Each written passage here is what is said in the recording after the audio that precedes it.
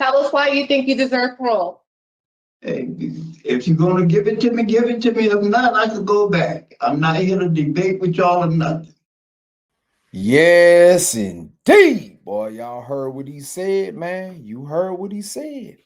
If you gonna do it, do it. Welcome to the channel, XconMedia, man. Listen, man. Like, comment, subscribe. Today we gonna be talking about a Connecticut convict, inmate, whatever you want to call him. He was in there for drunken DUI, DWI, drunk something. And he had a firearm in his car. Okay. He wasn't committing a crime. He wasn't breaking the law. He wasn't using the firearm for anything fictitious. However, he is a convicted felon. He does have a record. From what I gather, the record was not extensive. However, in Connecticut, they only go back 10 years. If you're new to the channel, please like, comment, subscribe. I'm trying to talk to you every day. I can't come to you every day, but I need y'all to get this watch time up. All right. So Mr. Edwards said, if you gonna give it to me, go ahead on and give it to me. But I'm not finna sit here and go back and forth with y'all. He wanted to go back to the cell and do the remainder of the 5 months. We're gonna get into the video in a minute. However, just to talk about this prison system, this justice system, it is very, very broken. I myself have served 16 consecutive years in prison from January 16th, 1998 to January 16th, 2014. Today is January 16th, 2025. And guess what? You know what that means? You know what that means?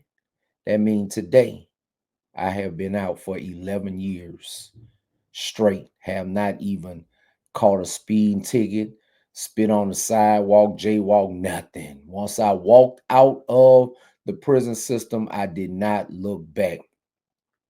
So things of these matters, I know a little bit. I have a little expertise and a good opinion on what's going on with this brother and these situations like this. The system is very, very much broken. We're gonna get into Mr. Edwards' parole hearing. He was cut and dry, straight to the point. I don't feel as though he disrespected. I just feel like he is, hey, do what you're gonna do. I'm tired. So we're gonna come in a minute and do a little commentary, but let's check on Mr. Edwards and this hearing. Kenneth Ray Edwards, 65621. Thank you. This hearing is being conducted for a parole application for Kenneth Edwards, 065621. He is serving a sentence of 6 years, execution of 30 months for 3 years of probation for criminal possession of a pistol, illegal operation of a motor vehicle under the influence. As the state record reflects, a parole eligibility date of March 25th, 2024. There is no victim input in this case. There is an offender accountability plan for the offender. It has been reviewed and shown the offender to follow programs. Voices.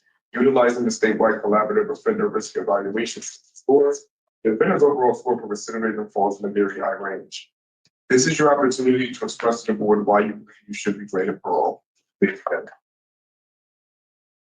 I didn't understand you. Tell us why you think you deserve parole. Hey, if you're going to give it to me, give it to me. If not, I could go back. I'm not here to debate with y'all or nothing. If you're going to grant me parole, grant it to me. If you're not going to grant it to me, I got 5 months to go. As simple as that. Well, Mr. Edwards, you make it very difficult to even consider you for parole. I'm just being straight up. If you're gonna grant it to me, grant it to me. You know, If not, I'll go back and I'll finish my time. Okay. Well, why did you not want to cooperate with the parole officer I'm cooperating. I got caught with a gun. I'm guilty of that. Okay. I'm serving my time for that. I never said I didn't have it. I never said I didn't do it.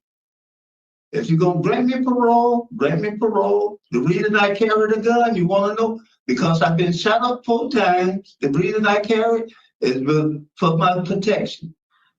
That's why I carried it. I wasn't out there in the street looking for trouble or bothering nobody. I had it for my protection. It wasn't possession of a firearm in the commission of a felony.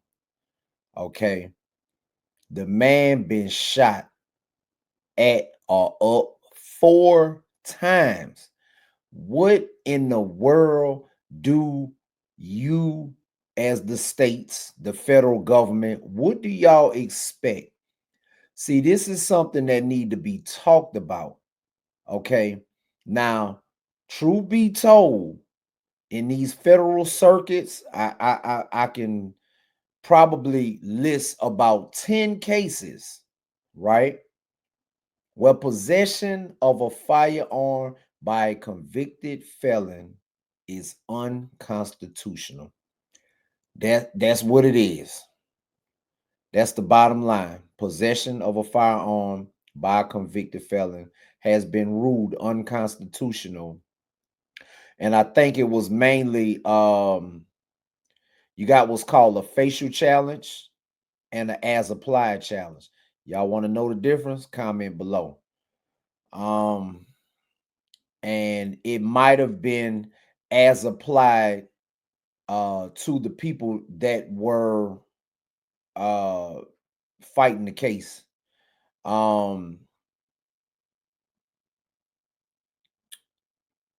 However, there are cases.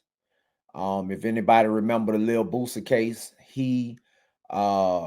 his case got thrown out in California, I believe, in the state. They threw it out.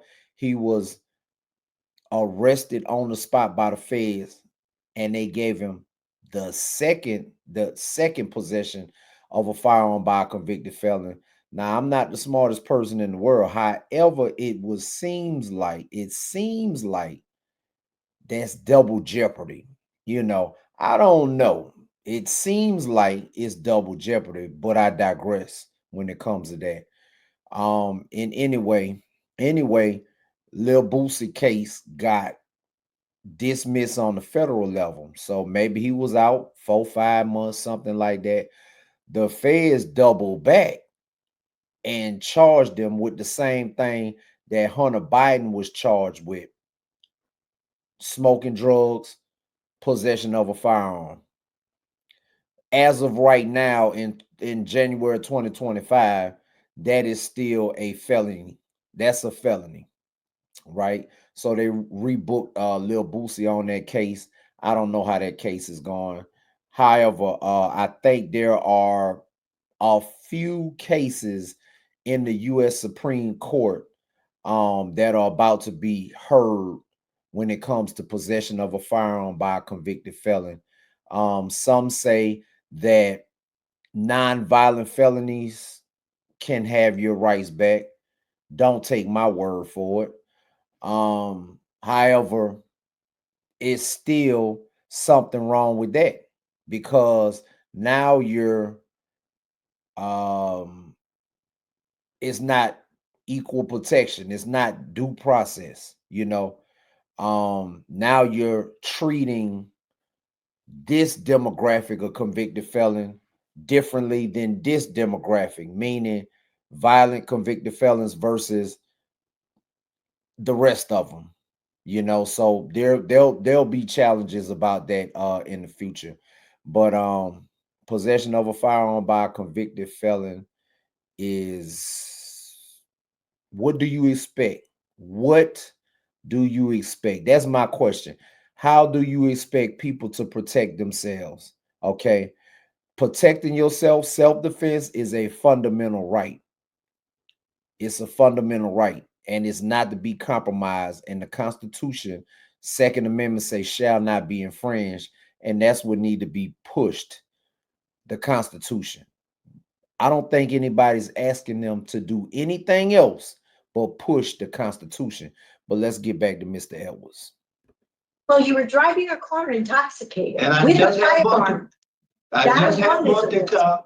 I just had bought the car. I didn't get a chance to register. I lost the car because I got caught with a gun in it. That was a loss on me. I don't cry about nothing. If I did something, I earn up to it. Well, you do own up to it. I do appreciate that.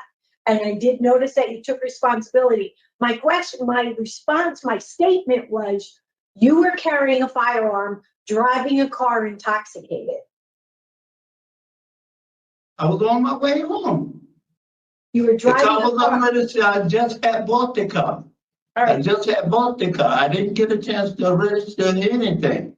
I lost the car. Did you have the paperwork to support your having purchased the car? Yes, Okay. I Well, realized that. Yeah, I and Mr. realized Edwards, that. you are prohibited from having a firearm. I understand you wanted it for your protection, and you were driving the car while drinking. After you had been drinking. I'm not denying it, yes. Okay. And I So- got caught. I got caught. And I'm So in we- here. And I'm Yes. paying for it. I'm not asking Yeah. nobody to do me no favor, do nothing for me. I am willing to do whatever I'm supposed to do. The man is taking accountability. He didn't make no excuses. He taking accountability. He is very wrong for driving under the influence because somebody could have hurt. He could have got hurt. He could have harmed himself. It's a lot of things that could have happened. Whether or not the car he just got it, if it wasn't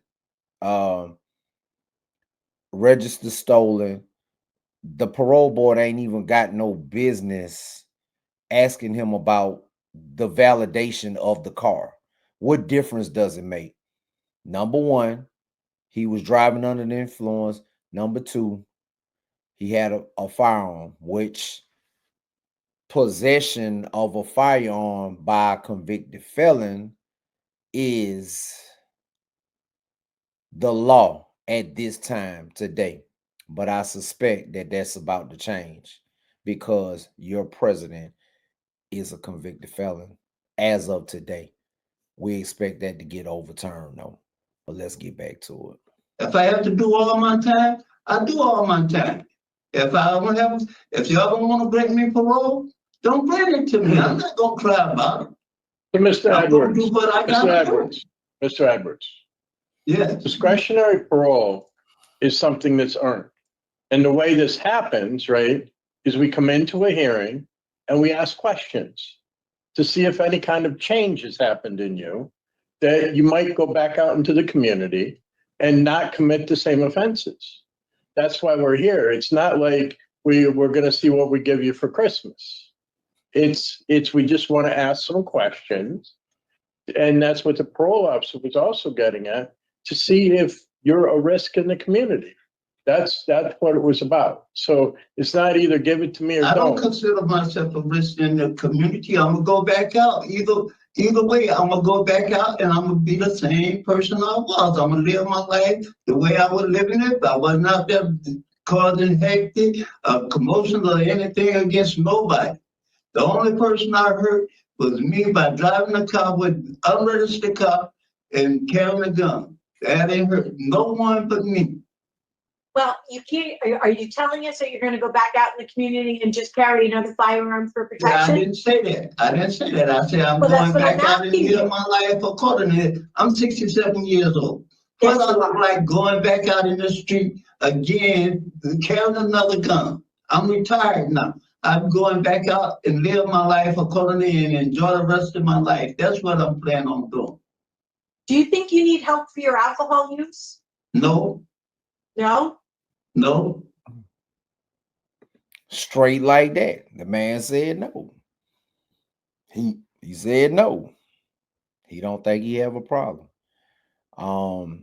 He did say he gonna live his life accordingly, and that's what he gonna do. He's 67 years old. What do y'all expect this man to do? How is he going to protect himself? You got young people out here all the time, every day, doing stuff to these elderly people. How is an elderly person? You cannot dial 911 and expect for the police to get there before the crime is committed against an elderly person. This is crazy. It's sad. It really is. It's sad. And these laws need to really be rewritten. Right, I have no other questions, Mr. Chair. We're going to bury No anything. questions. Nope.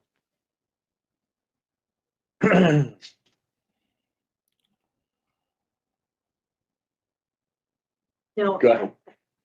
Mr. Edwards makes it very difficult Yes. to consider him for discretionary parole. You know, the alcohol use is an issue, and he doesn't seem to understand that drinking and driving is a crime in itself. Whether or not the car was registered or belonged to him or bought, and carrying a firearm is a crime, and he doesn't seem to have an And I'm understanding paying of for it. And I'm paying for it. he scores very high for risk to recidivate at the age of 67.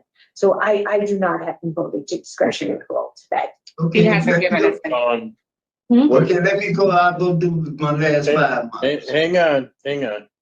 What Hang on for what? The man said, let me go so I can do my last 5 months. You gotta respect that. Y'all sitting there, y'all brought him in there. He ain't tried to kiss your butt no kind of way. None. He ain't tried to kiss your butt no kind of way. And y'all steady still trying to hold this man in here. Let me go. Let my people go. You heard what he said. Let him go. So he can go do it. So he don't even want to talk. Y'all forcing him to talk. criminal history? It's criminal history, Inadequate evidence, offender change? and he doesn't have a relapse prevention plan. Like he's And then very. institutional program participation. Okay. So regarding Kenneth Edwards, 065621, move to deny parole based upon criminal history, inadequate evidence of offender change, and inadequate institutional program participation. Is there a second? Second. Those in favor signify by saying aye. Aye. Those opposed, no. The ayes have it. Mr. Edwards, we weren't able to give you. Thank you. Y'all have a nice day. All right. We hope you have a good New Year. Okay, bye. Bye. 05621. I told you what I was going to do. No. If y'all go play,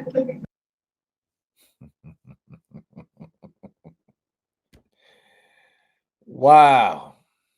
That was direct and straight to the point.